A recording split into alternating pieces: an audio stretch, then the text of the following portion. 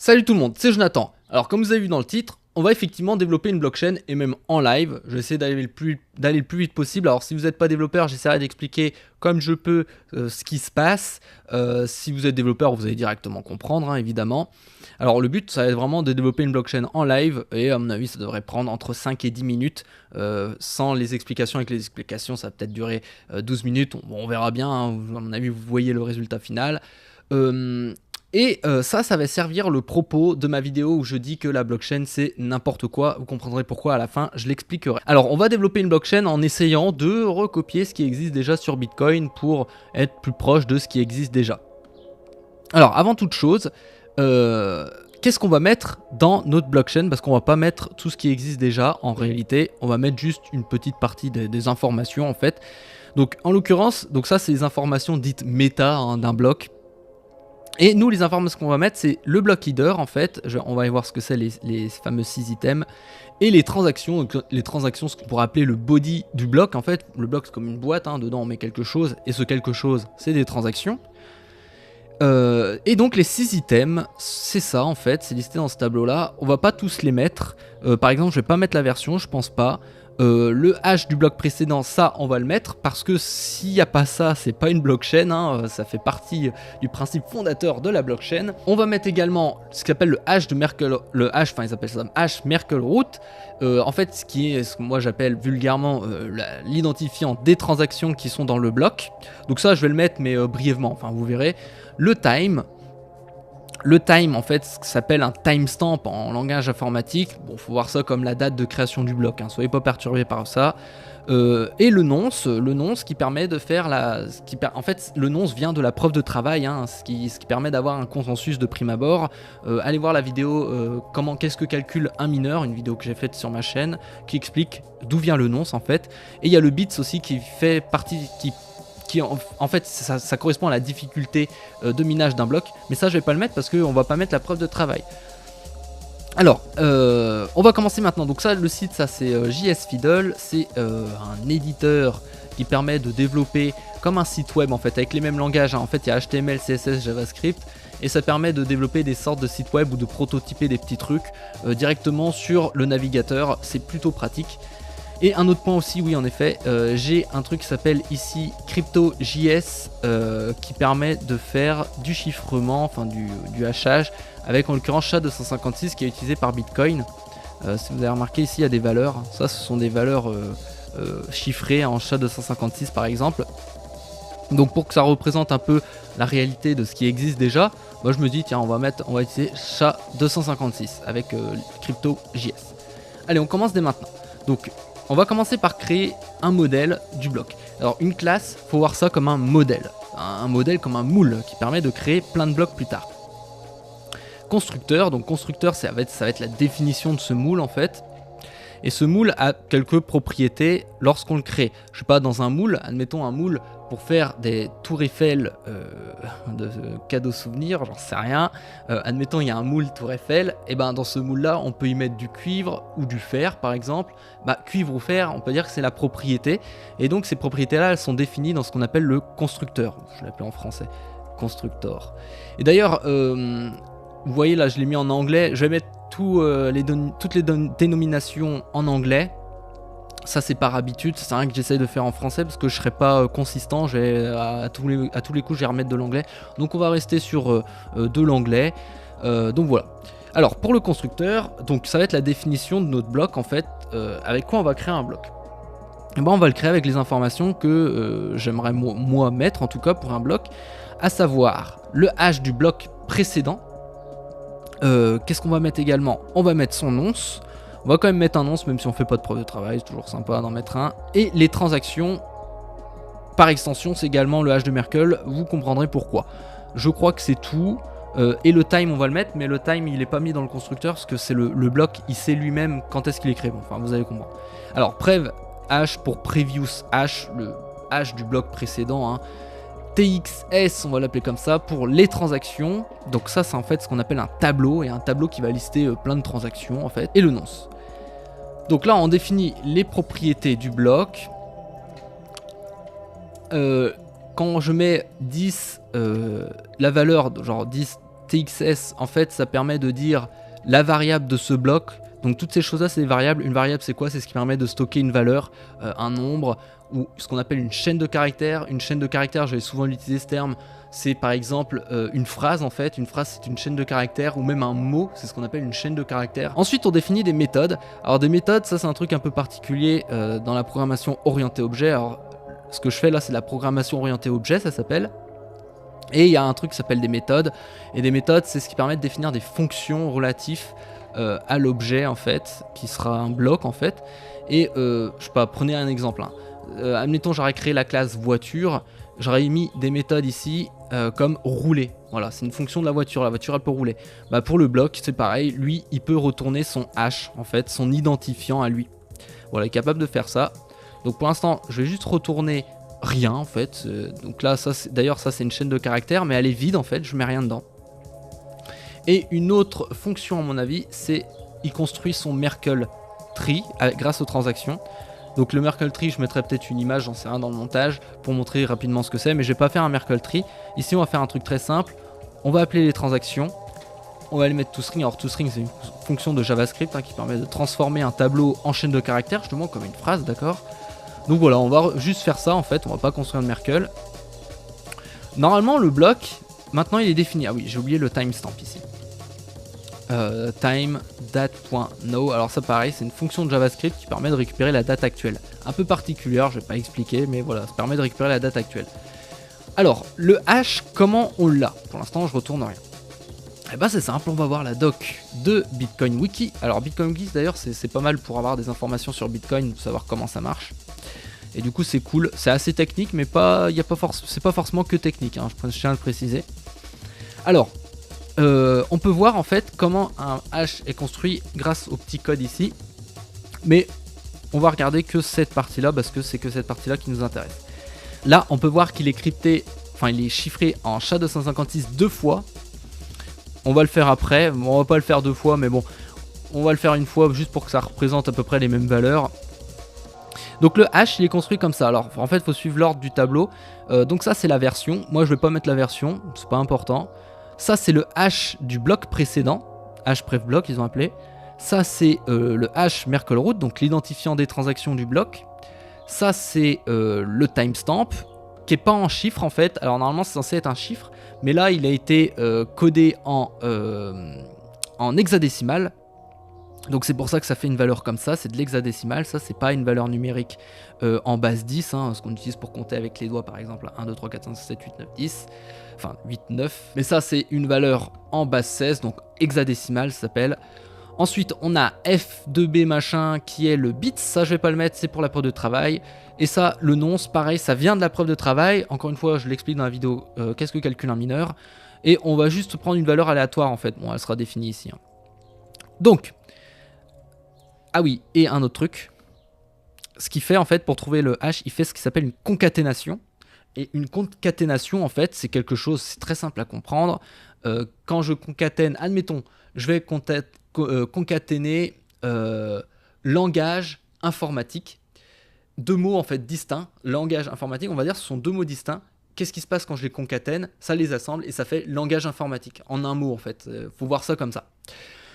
Donc c'est ça la concaténation, du coup en fait il construit avec toutes ces informations là une valeur assez grande en fait, parce que c'est l'association de toutes ces valeurs là. Alors moi comme je disais je vais mettre que prev hash, donc le hash du bloc précédent, plus, donc plus c'est pour concaténer en JavaScript, c'est pas pour addition comme 1 plus 1 égale 2, en fait là une concaténation c'est 1 plus 1 égale 11, parce qu'on assemble juste les deux en fait, c'est ça une concaténation. Alors prev hash, je vais mettre également, j'avais dit preview block hash, le Merkle, effectivement. Donc là, le Merkle, justement, je vais utiliser la fonction get Merkle hash. Donc cette fonction-là, elle retourne le Merkle relatif aux transactions, d'accord. Voilà, donc là, moi, je fais pas un Merkle, je le rappelle, c'est juste une mise en chaîne de caractères du tableau des transactions. Ensuite, on a le nonce, effectivement, le nonce, this.nonce, et le timestamp plus this.time. Et je vais rajouter un truc, bon ça c'est relatif à JavaScript pour être sûr que ça fasse une chaîne de caractères, parce que bon je sais jamais avec les nombres, j'ai peur qu'il additionne ces deux, parce que ça sera des nombres à mon avis. c'est du détail. Voilà, alors là j'ai mon bloc. Je peux connaître son hash, je peux connaître son Merkle tree. Le Merkle tree, comme je le répète, hein, c'est vraiment l'identifiant des transactions du bloc. Et on peut le construire en fait avec différentes valeurs d'initiation. Maintenant, on a notre bloc, on a la définition d'un bloc, on sait ce que c'est qu'un bloc. On veut avoir une définition maintenant d'une blockchain. C'est la même chose que pour le bloc, on initie le modèle pour la blockchain. Donc pareil pour le bloc, on fait un constructeur. Et là, la blockchain a une particularité, c'est qu'une blockchain, quand il n'y a pas de bloc, elle n'existe pas. Quand on crée une blockchain, pour qu'elle existe, il faut qu'il y ait au moins déjà un premier bloc. Et ce premier bloc, c'est ce qu'on appelle le Genesis block. Donc lorsqu'on va créer une blockchain, on va lui définir un Genesis block. Une blockchain, elle a quoi? Elle a des blocs. Donc on va créer une variable qui va s'appeler blocks avec un S parce qu'il y a plein de blocs en fait dans une blockchain. Et là on va créer array. Donc array c'est un terme qui permet de dire tableau en fait. Un tableau en informatique c'est quelque chose qui recense plein de valeurs en fait différentes. Par exemple un tableau de valeurs numériques, il recense plein de valeurs numériques. Là c'est pareil, c'est un tableau de blocs, il va recenser plein de blocs, je vous le mets dans le mille. Donc là on initie notre tableau de blocs. Et est-ce qu'il y a des chaînes dans une blockchain? En fait non, il n'y a pas de chaîne, les chaînes elles résident grâce à cette variable des blocs prev h. Parce que les blocs, un bloc il renseigne son bloc antécédent, c'est ça la chaîne en fait. Il y a un bloc, ce bloc là il renseigne son bloc antécédent, c'est ce qui crée la chaîne, c'est ce qui les lie entre les deux. Et du coup la chaîne n'existe pas en fait, elle n'est pas vraiment tangible comme le serait le bloc par exemple. Bon bref c'est du détail. Voilà donc j'ai mon bloc, je crois que je vais devoir ajouter quelque chose ici hein, pour ajouter le Genesis block, on va voir après. Notre blockchain, elle a des méthodes également, hein, comme la voiture elle peut rouler, la blockchain c'est pareil, bon, elle peut pas rouler mais elle peut faire des trucs. En l'occurrence un de ces trucs c'est miner. Une blockchain elle peut miner, bon en réalité elle peut être minée, mais par un souci de simplicité on va dire qu'elle mine la blockchain directement. Normalement c'est censé être le protocole qui mine, bref d'ailleurs je vais expliquer en conclusion en fait, ça va être lié avec la blockchain c'est n'importe quoi, pourquoi je dis ça en fait. Alors du coup la blockchain on va dire qu'elle peut miner, donc mine block je vais l'appeler comme ça, et c'est tout en fait, voilà elle va miner un bloc. Donc ici ça va créer un bloc, donc normalement ici d'ailleurs il y a la preuve de travail, mais on va pas faire de preuve de travail, mais voilà normalement il y a preuve de travail. Et un autre truc, ouais voilà, c'est ce que je pensais, la blockchain elle peut recenser ses blocs en fait, et elle peut également par exemple renseigner quel est son dernier bloc qu'elle recense. Donc on va faire get last block, last ça veut dire dernier, get last block, et ça va retourner, pour l'instant je vais rien mettre, souvent je fais comme ça, hein. Je sais qu'est-ce que je veux, pour l'instant je sais pas comment je vais le faire, mais voilà, on sait qu'on va vouloir récupérer le dernier bloc de la blockchain. Donc quand on mine un nouveau bloc, qu'est-ce qu'on va faire? On va créer un nouveau bloc. Donc j'ai défini une variable, donc let block, ça veut juste dire que je définis une variable que j'ai appelée bloc. Une variable c'est ce qui stocke une valeur, hein, par exemple un nombre, ou justement ce qu'on appelle un objet, qui est la construction d'un bloc justement. Et c'est ce qu'on va faire, hein. Là on va créer un bloc avec le mot-clé new.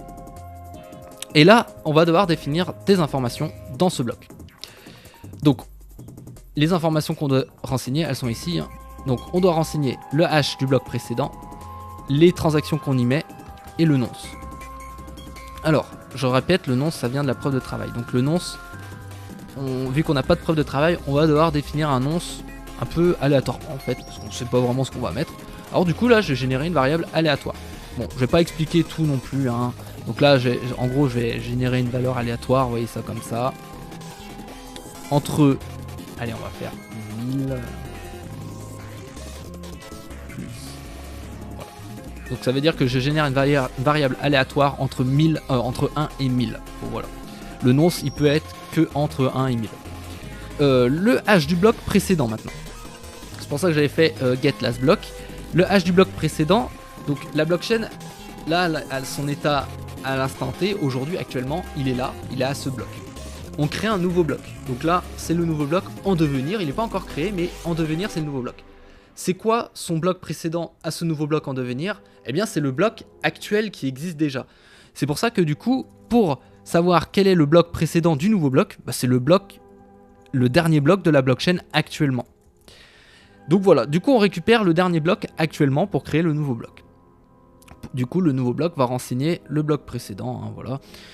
Donc ensuite on lui donne des transactions, donc là par souci de simplicité on va mettre des transactions vides en fait, donc ça veut dire que c'est un tableau, hein. Ça c'est un tableau vide, c'est à dire qu'il n'y a pas de transaction. Si je voulais en mettre, il faudrait que je mette ça, à la limite on peut en mettre en fait, on peut en mettre, on va dire qu'on mette 1, 2, voilà. Donc là ça veut dire qu'à chaque fois qu'il va miner un bloc, il va tout le temps mettre les mêmes transactions, 1 et 2, hein. Normalement là c'est pas très possible hein, dans Bitcoin évidemment, mais voilà. Et ensuite le nonce, donc je viens de le calculer au dessus là, c'est la variable nonce. Donc là encore une fois c'est un nombre généré aléatoirement, le nonce. Et ensuite il faut recenser ce bloc dans la blockchain, il faut l'ajouter dans la blockchain. Et pour faire ça on crée blocks. L'identifiant du bloc ça va être son hash, donc avec le get hash. C'est quoi ce get hash? Je vous le rappelle, il vient d'ici, hein. C'est ça le get hash. Ici on récupère le hash du nouveau bloc qu'on vient de créer juste ici. Ça veut dire qu'il va calculer le hash du bloc grâce à ses transactions, grâce à son hash du bloc précédent, et grâce au nonce, et grâce au time ici. Donc là, get hash, voilà, il va créer le hash comme ça. Et dans ce tableau-là, je lui mets mon bloc. Voilà. Miner un bloc, c'est tout simplement ça. Il crée un bloc, il l'ajoute dans sa blockchain. Maintenant le Genesis block, voilà, c'est ça que j'ai oublié de faire. Le Genesis block, on n'en fait rien pour l'instant, en fait il est ici, on le donne à la blockchain mais on n'en fait rien. Et ça va être très simple, le Genesis block. On va tout simplement l'ajouter, Genesis block.getHash, donc pareil, on renseigne le hash du Genesis dans la blockchain, en fait 10 blocks, faut voir ça vraiment concrètement, ça c'est la blockchain, hein, le 10 blocks, c'est le tableau des blocs en fait. Et voilà, un Genesis block. Tout simplement. Normalement, on est bien. Get last block, maintenant, ça j'ai pas encore défini.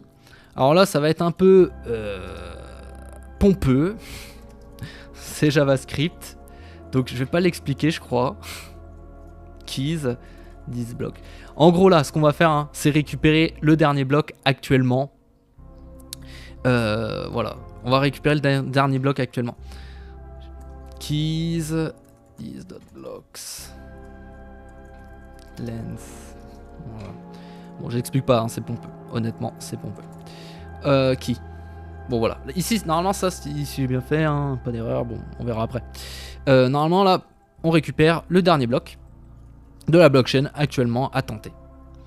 Normalement, notre blockchain est terminée. Ça ressemble à ça. Et notre bloc, pareil, il est défini. Normalement, là, c'est notre blockchain, elle est terminée. Bon, évidemment, on va vouloir la tester, hein, sinon c'est pas drôle. Et bien, pour la tester, on va devoir la créer. Alors là, j'ai ouvert ce qui s'appelle la console, hein, soyez pas perturbés. Grâce à cet endroit-là, on va pouvoir avoir des informations sur ce qui se passe. Alors, on crée la blockchain. Donc, c'est comme quand on crée un bloc, en fait, ici. C'est où ? Ici, quand on fait new block, ça va être pareil en fait ici, hein. On fait new blockchain, c'est toujours la même chose. Tac. Et ah oui, on définit son Genesis block. Et qu'est-ce que c'est le Genesis block ? Je vais le définir ici, hein. Je le sais pas pour l'instant, on va voir Genesis block. D'ailleurs c'est comme Bitcoin, hein, le Genesis block a été défini par les développeurs, hein. Donc là c'est pareil, c'est nous qui allons le définir, hein. On va dire ce que c'est que ce Genesis block, qu'est-ce qu'on y met dedans. Et là on va définir un bloc. Son prev hash, particularité, il n'y en a pas. Donc là, nul. En langage de programmation, hein, nul, c'est la variable qui dit il n'y a rien, c'est vide, c'est que dalle, c'est du néant. Voilà, nul, c'est rien. Et vu que la blockchain, vu que le Genesis block n'a pas de bloc avant lui, c'est le principe du Genesis block, c'est le premier bloc, il n'a rien avant lui. Donc c'est le néant. TX, donc TX, on va faire pareil que l'autre. On va faire un truc marrant. Normalement, on peut pas mettre de texte, mais là, on va mettre du texte. On va mettre Genesis block pour dire c'est le Genesis block. D'ailleurs le tableau, le séparateur c'est virgule en fait. Et là le tableau ça veut juste dire que j'ai mis deux valeurs. Et ces deux valeurs c'est Genesis. Et l'autre valeur c'est bloc. Voilà. Et ces valeurs là ce sont des chaînes de caractères, je le répète. Là ce sont nos transactions. Et le nonce, pareil en fait on peut mettre ce qu'on veut, hein. J'aurais pu régénérer aléatoirement. Allez on va mettre 1, hein, soyons fous. Là j'ai ma blockchain. En théorie, voilà, on va déjà exécuter. Bon, ça va rien afficher normalement. Bon, s'il y avait eu des erreurs, il aurait affiché une erreur ici déjà. Là, a priori, il n'y a pas d'erreur. Du premier coup, quand même, hein, j'ai pas fait d'erreur. Je suis pas mal content, hein, ça arrive pas toujours. Mais bon. Donc là, maintenant, on va faire ce qu'on appelle console log. C'est ce qui permet d'avoir plus d'informations sur ce qui se passe. Donc, déjà, on va faire un truc. Blockchain.getLastBlock. On va voir si la blockchain recense bien mon bloc. Donc là j'ai créé juste le Genesis block, que j'ai créé ma blockchain dans laquelle j'ai mis mon Genesis block.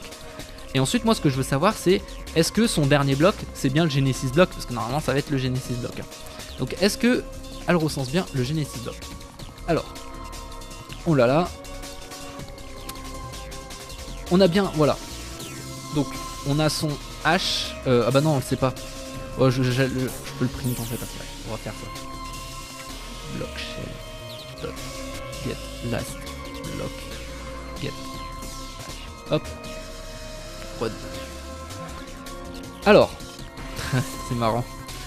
Bon, j'expliquerai. Alors, donc on a le bloc. C'est notre Genesis block. On voit que Prev hash, l'ancien hash du bloc, bah, c'est nul en fait, il n'y a rien. Son timestamp, voilà, le timestamp ça ressemble à ça, hein, c'est une valeur numérique. Et on voit CTX, ces transactions, c'est Genesis block. On est good. On a bien notre bloc, il récupère bien le last block, ça c'est bien. Par contre son hash, on voit que c'est ça. Alors là, on va dire, c'est bizarre comme hash ça. Il y a une raison très simple, c'est pour ça que j'avais mis le CryptoJS, c'est que normalement c'est chiffré tout ça. C'est pas laissé comme ça dans la nature, c'est chiffré. Donc on va le chiffrer. Alors c'est CryptoJS .sha256. Je le sais parce que j'ai déjà utilisé la librairie, hein, je l'invente pas, hein, tout ça. Je vous rassure. Hop, toString. En gros là, on va chiffrer tout ça en SHA-256 pour avoir un code qui ressemble vraiment à un identifiant de bloc. C'est parti. Et voilà. On a notre identifiant de bloc, ça c'est l'identifiant de notre Genesis block. Maintenant, on veut voir un autre truc, donc ça je vais le retirer. On sait que j'ai mon Genesis block, d'accord. On veut tester le minage maintenant, est-ce que le minage marche bien? Donc j'appelle ma blockchain, je lui dis ok, tu mines un bloc maintenant, boum, là elle va miner un bloc. Et maintenant qu'est-ce qu'on veut? On veut savoir, blockchain, on veut savoir si son last block, blockchain get last block non get boom. Ça, je vais reset un peu. Bon là j'ai fait une faute de frappe ici, blockchain, et maintenant on a notre bloc. Son Prev hash, c'est pas censé être ça. J'ai bugué un peu. Son Prev hash, eh ben, il me montre un bloc, mais normalement c'est censé être un hash. Eh ben, on va débugger ça maintenant. Ici même, c'est quand je construis le nouveau bloc. Voilà, ici j'ai mis last block, alors que normalement c'est le hash qui est censé être enseigné, pas le bloc entièrement. Hein. Hop, get hash. Je clean ça et je lance. Voilà, ça va être mieux là à mon avis. Voilà. Prev hash. On va faire un truc aussi avant. Pour être sûr, ça va être blockchain. Get last block. Get hash. Donc là, on va afficher le hash du Genesis block et ensuite on mine un bloc et on affiche le hash du nouveau bloc. Donc ça c'est le hash du Genesis block, F5BD qui termine par 00EA. Et là c'est le hash du nouveau bloc, 397.122, voilà. Et on peut voir que son bloc précédent, il recense FB5 qui termine par 00EA. Et qu'est-ce que c'est? Eh ben c'est le Genesis block, parce que c'est, on a créé le Genesis block, on mine un nouveau bloc, il référence le bloc antécédent. Voilà, on a créé notre blockchain. Donc là, je vais couper un coup parce que je vais améliorer un coup tout ça et je vais mettre même un peu de design, un peu de rendu, comme ça vous pourrez tester vous-même et ça sera plus cool pour voir un peu comment tout ça, ça marche. Du coup, on se retrouve un petit coup plus tard. On se retrouve avec le code un peu modifié, hein, un peu épuré, un peu plus cohérent avec certains noms de variables, bon, certaines choses, hein, voilà, je transforme certaines valeurs en hexadécimal, bon, des petits détails comme ça. Mais surtout ce que j'ai ajouté du visuel, hein. Donc là ça c'est du HTML. Si vous apprenez à développer du web avec des langages web, bah, je vous conseille de faire un tour, je mettrai le lien évidemment en description de ce truc là. Vous pourrez vous amuser, vous pourrez le modifier, vous pourrez même le mettre à jour si vous voulez avec un fork, un système de fork. Vous pourrez même le mettre le mettre à jour. Et si vous voulez même, n'hésitez pas à le mettre en commentaire si vous faites une amélioration. Mettez-le en commentaire et ça peut être marrant de mettre à jour ce petit machin. Pourquoi pas, ça peut être marrant. Alors, donc j'ai fait une présentation plus visuelle de ce qu'on a créé, donc de la blockchain. Et puis voilà, quoi, on va essayer d'observer un petit peu, ça va être très rapide. Donc, pour rappel, on peut voir que ici, les transactions, j'avais mis Genesis Block. Voilà, ça, ce sont les transactions qu'il y a dans ce bloc, dans le Genesis Block. Ça, c'est son hash, et ça, c'est sa date de création. On peut voir que bloc précédent, eh ben, elle n'a pas d'infos. Normal, c'est le Genesis Block. Allez, on va créer un bloc, un nouveau bloc. C'est parti. Il a fait ça, donc il a créé un nouveau bloc. On va cliquer dessus. Donc là, il y a plein de transactions. Donc les transactions, je les génère aléatoirement. C'est juste comme ça pour la démonstration, d'accord. On aurait pu mettre ce qu'on veut en fait. Normalement dans Bitcoin on met pas ce qu'on veut évidemment.